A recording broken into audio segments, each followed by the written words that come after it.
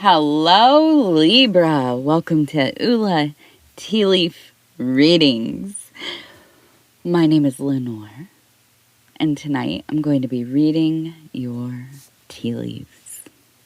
All right, Libra, here we are. We have that Queen of Earth, Queen, Mother of Earth, Mother Earth, Mama Earth, Earth, Terra, right?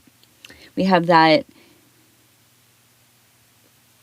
really amazing ability to craft your vision within the material, to manifest the things that you want in your life, but more importantly, the things that you need. Okay, so we're coming into this very earthy part of the year. We're going to be coming into Virgo season. Shout out to my fellow Virgos, but that just means we're one click away from, Libra season as well. So it's all coming and going so quickly, isn't it? I'm happy to be here with you. I am so excited to see what this beautiful energy is all about. She is one of my favorite archetypes, again, being a Virgo, of course. And, when I see the Queen of Discs, the Earthy Mother, show up, I know things are about to get done.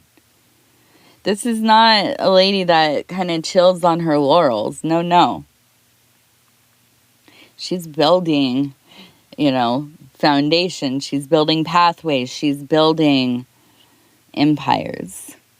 Okay, so happy to see that energy. The other side of the Queen of Discs is really coming into the understanding that things need to be tightened up. When you see her, okay, I need to reserve my resources. I need to start stacking things, right? I need to stop spending, at least for a while. Get my whole setup right. Get back on my financial plan. Get back on, allotting time for building up career, the household. Maybe there have been projects you've been putting off. Maybe, you're like me. I'm like, now I don't have to move right now. Okay, thankfully. But whenever I get around a place where I'm like, all right, I know I need to start looking for a new spot. Like, I'm getting a little stir crazy here, a little restless over here, and I don't know. I like to move around. I used to anyways. Now I'm cool. I'm straight, just staying right here forever. But yeah, and then I would procrastinate. And so when the mother comes around, it's like, all right, I'm home. Everything better be picked up. Get to work. You know what I'm saying? Like, so it is. This is an energy of let's get going. All right. We've been waiting long enough. Look at this mess. Maybe it's not a mess, but look at this potential. That's what look at this potential. Look at this time, energy, just brilliance that you have going on, right? You're waiting for what? If you're like me, maybe you're waiting for permission. That's something I've learned about myself. I'm constantly like, I'll get everything together. I'll figure out, like, I'm doing this project. I need this, and this. I obtain the things that I need.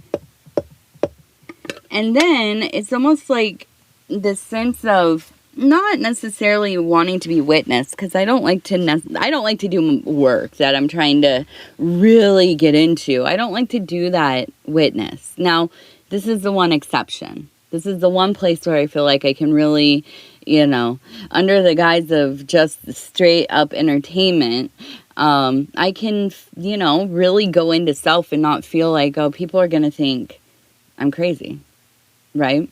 What is this lady doing? I can just do the divination. I can get into the place. I can look around within. And that's not always the case in most parts of life, right? So ultimately, I feel like Libra. And if you want to like, subscribe, or leave a comment, I'd love to hear from you. And if you have a prayer request, let me know. I'd be happy to pray for you, send you energies, send you motivation. All right, so we have a reoccurring theme of the lion. We also have the lion holding, it looks like a heart that has a person on top, and the person is actually holding out an offering as well. So we have the lion here, and this is very much, you have the heart over here as well, very much wand energy, very much an energy of the sun, of honesty, of openness, chivalry, pure love, a sense of wanting to protect.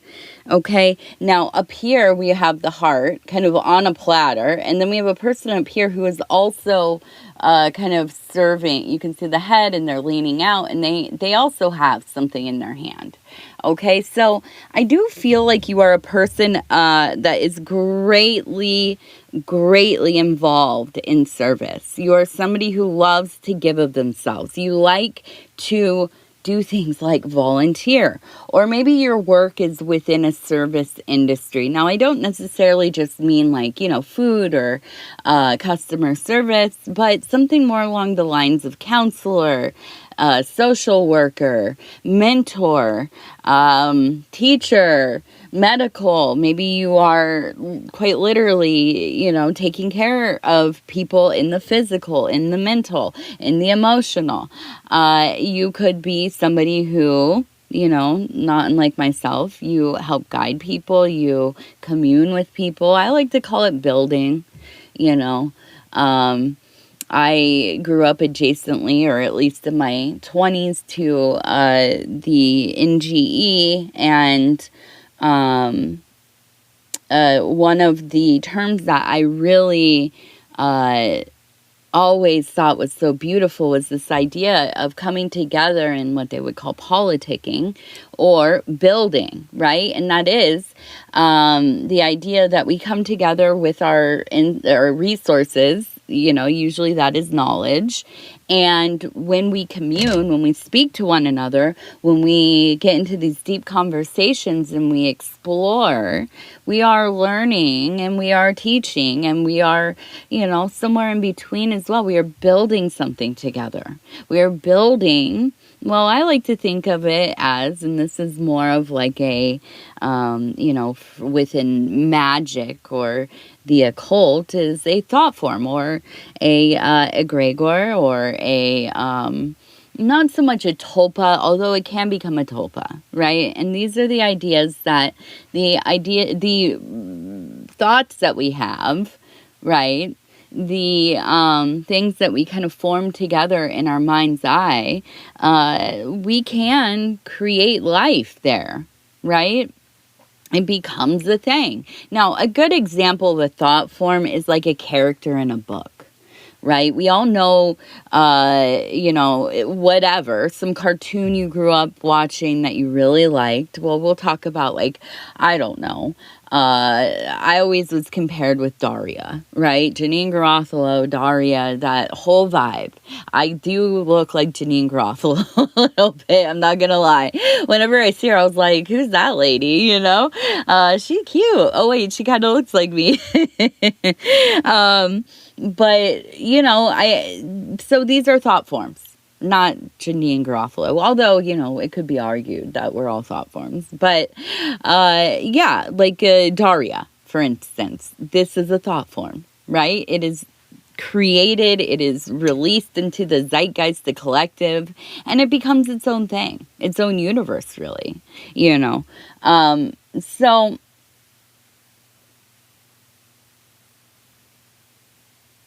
I feel like in this time, it's like a real sense of coming together and helping somebody or somebody's. And maybe you're a teacher. I don't know. But I feel like there's this sense of really putting so much of your time and effort. And I do feel like at the very bottom of it all, there is a sense of pain. And I think it is that so often, and this is why I wonder if you work with younger people, maybe not little kids, but somewhere in the middle, right? Teenagers even. I know, I'm like, teenagers.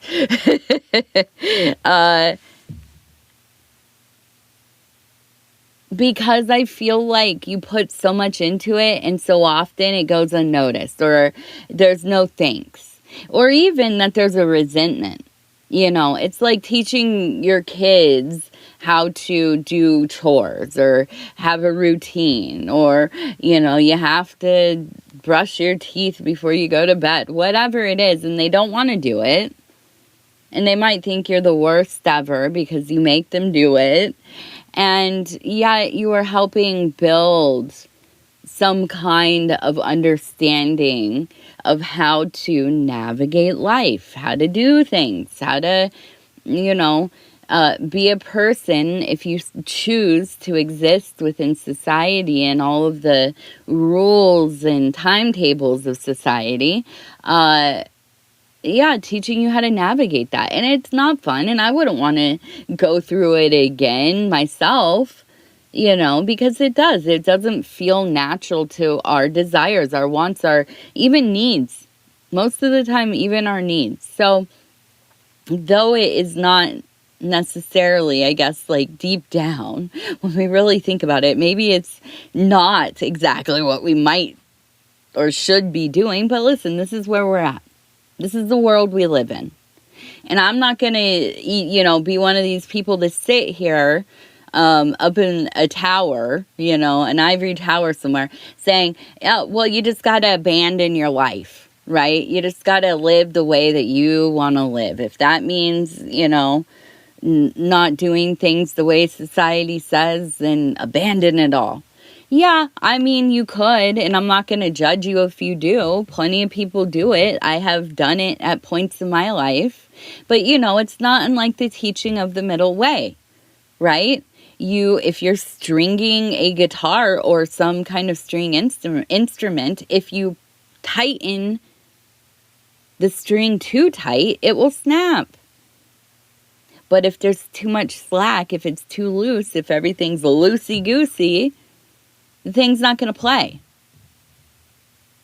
So we have to find that middle way for ourselves. And it is different for each of us. But I am a big believer in figuring out how to navigate what is before us. We are manifest where we are. Our consciousness is, receiving where it is for a reason. If that makes sense to us or not. It is for a reason.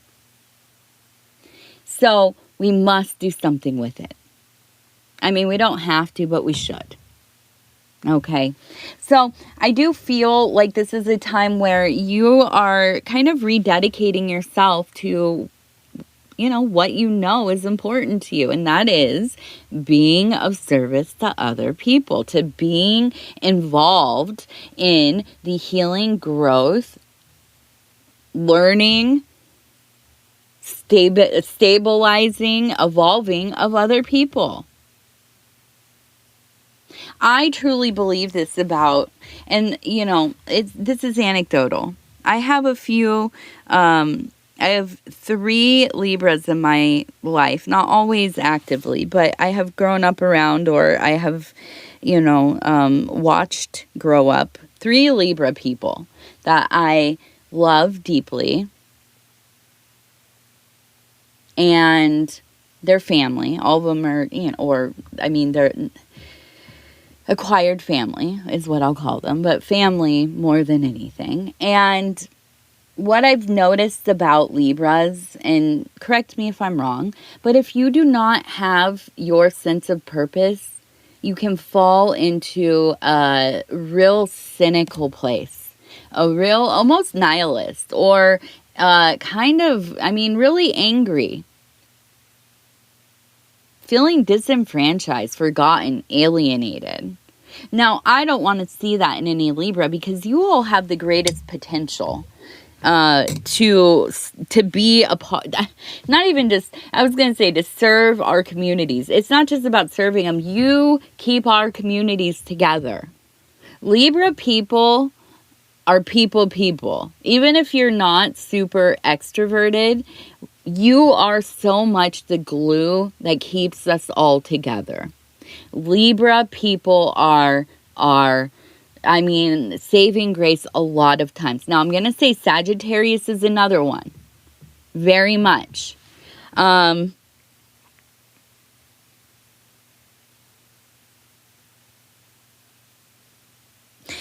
I have people on computers. I have one here and one here. We have the number 6 up here. And then down here, we have, it looks like somebody praying or making an offering. Standing here, there's an angel blessing the head of the person. And then over here, it's almost kind of hand raised and a bird flying out, which is a message. Now, this also, I'm noticing, looks like it says 6, maybe I would say 694. Okay. 694.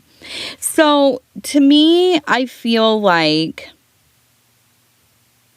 I almost wonder if you're going to be doing some kind of like interpreting or helping teach language, like conversational language. Maybe you are doing tutoring or something like that on the computer, but I do feel like there is a draw to you doing online work. I think that you are somebody that maybe would like to work remotely, or you have a job that keeps you moving a lot, so you are using technology to do that. And I think that's only going to increase for you, which, it's like read the room, Lenor. Obviously, more people are going to be working online than ever, right? But I think for you, to some degree, you've been kind of resistant about trusting that you could just like make money on a computer and not be like super involved in, working in a super busy department store or something like this. I feel like this is going to be a relief for you once you allow yourself to feel more comfortable here. And it will allot you more energy in your private life. And I think that's the biggest thing. Now, I also believe that in this time there is a creative project that is going to kind of rise up. Now, I do think that this has something to do with telling your histories. Okay, what does that mean? Your story. There's something about your story that is very unique and people want to hear it. Now, I have been immersed in the recovery world on and off for the last, 20 years, right? I've said this before, I don't necessarily consider myself super, I was in 12-step for a long time. I still believe deeply in doing the steps and all of that. I'm not saying it's for everybody. I know a lot of people don't like it. That's fine. For me, it worked. For me, it helped a lot. Now, I am what you call California sober now. Okay, if you know what that means, you know what that means. I'm not going to apologize to anybody about it. It feels fine and functional in my life. I don't know. Of course, I don't really know how to align myself. The good news is I don't align myself with anything anyways. But here's the deal. Whenever I see something like this where it's like, you need to tell your story, it does immediately make me think of somebody who goes to meetings and you're telling your story and you're helping people. You might not ever even know that you changed somebody's heart in that moment, but it happens, right? Now, I'm not saying that you need to go to 12-step or that you're involved in anything like this at all. And if you don't know what I mean, I'm talking about like AA, NA, right? Alcoholics Anonymous, Narcotics Anonymous, and there's a lot of other ones too, right? These are not the only addictions people have. People have lots of addictions, right? Every day I feel like we're figuring out new ways to be addicted to stuff, right? So, anyhow, I feel like it's maybe, obviously, probably has nothing to do with that world. But for me, when I see it in my mind, I feel like, yeah, there's somewhere where you're sharing. And again, this could be that you are a teacher.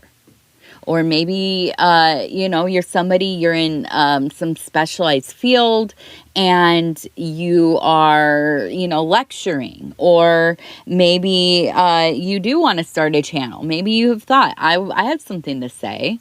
I have some insight about the world that I want to share, about life that I want to share. And I absolutely believe that would be so helpful for people. Not only other people hearing and, being blessed.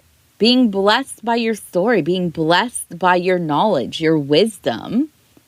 But I think it's also something that is very cathartic for you, the process. And there's just something about saying your truth, whatever that is. It might be shifting. Your perspective might change. The way that you look at your stories might evolve. For me, as I've gotten older, it's not that I've become less funny, but so much of the stuff that happened when I was young, I used to laugh about. I used to think, oh, that's super funny, right? Oh my gosh, can you believe that my parents did this, or they would make me do that, or whatever it was. And I would just think, oh, that's funny. That's funny, And then I got older, and especially when I had a daughter, and I started to think, like, that stuff is actually very sad.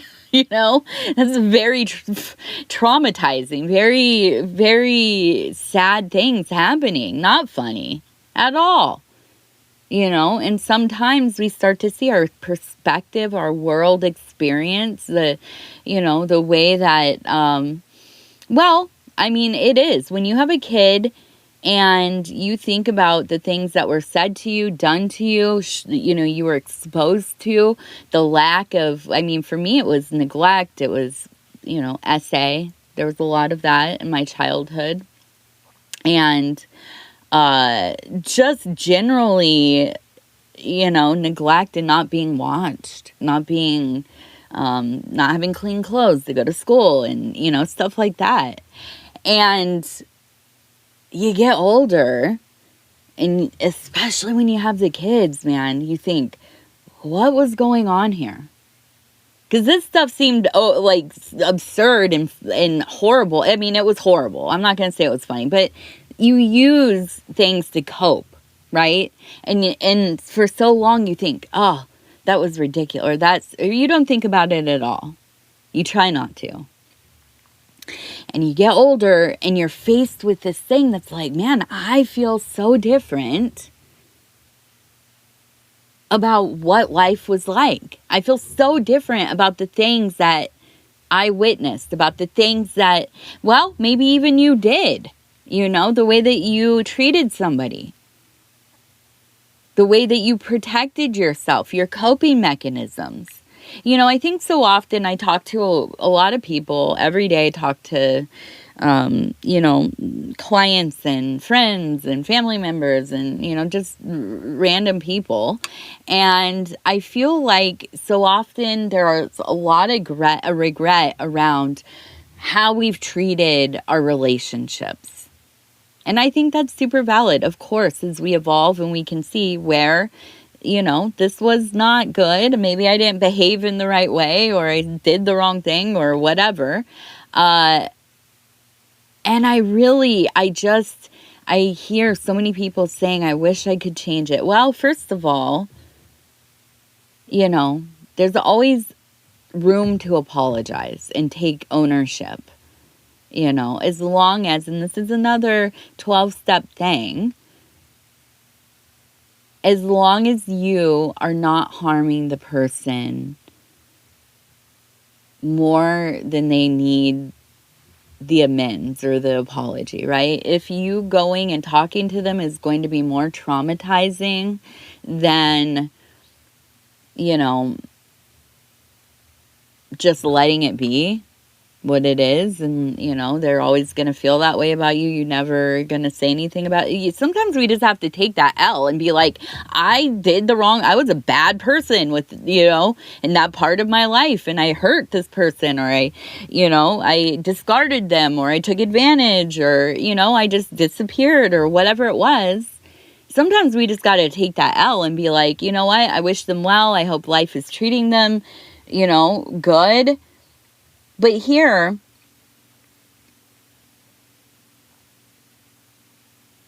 I just feel like there's a sense of really wanting to get everything straight in your life, everything in order. I feel like there's a lot of wanting to release any kind of old emotional stuff, but at the same time, I think that you can get stuck on wanting to fix something so much that you just keep reliving the situation, like a thought loop. Okay. And it can go on for a long time, weeks, months, years, where anytime you get into that place in your mind, it's just going around and round and round. Well, I feel like for you, you have a lot to share. You have a lot to share with the world. And when you are proactively doing that, when you are doing what you know is your calling, your true will, your reason for being here, none of that other stuff matters. I mean, it all starts to fall away because you are putting your focus where it needs to be. You're not out here just like swimming through the anxieties and the, oh my gosh, I said this word wrong like 5 years ago to this cute dude at the coffee shop, right? I wonder if he ever thinks about like that lady that said the thing wrong, and we have these moments where we think about like, remember that time I slipped right in front of, whoever, that was so embarrassing. That terror, embarrassment feeling that comes up once in a while. But just, I feel like, dwelling in those places, getting into those anxious waters, that is like the kryptonite to your productivity and also just feeling good. So I do feel there is a great purging happening. There is a sense of really discovering that you maybe have a new way of working. And I think that's going to be online stuff, really, or on the computer stuff, remote work for you. Now, we also have the number 777, which tells me, right over here, there's luck. Okay, there is luck here. Again, we have a person kneeling and we have a person standing over the person, almost kind of maybe an absolution or kind of a blessing. So I do feel like there is somebody who you maybe have gone out of your way to kind of resolve some kind of misunderstanding or old problem that you had. Maybe it's a sibling. It almost kind of does feel like something that it's not like there wasn't just one incident or one thing that happened. I think it was a series or years of things happening. But I feel like in this time, this age that you are at, there is a sentimentality that starts to rise. There is a softness that starts to occur. And I feel like you're willing to give them a chance. Now, that being said, don't set yourself up for heartbreak. Be realistic going into the situation, okay? 3 lucky numbers we have. Number 5. Again, number 5, I guess. So we have 5, 5, and 69. And one more, we'll do 3. Okay, so we have 5, 5, 69, 3. And we will finish with our Wild Offering Oracle cards. I'm going to go ahead and just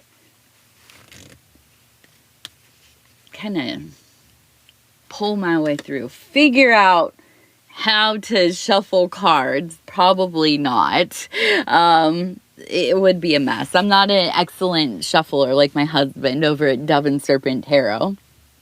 His name is Paul. Go check him out. Mistakes. Allow me to know it's okay to make mistakes.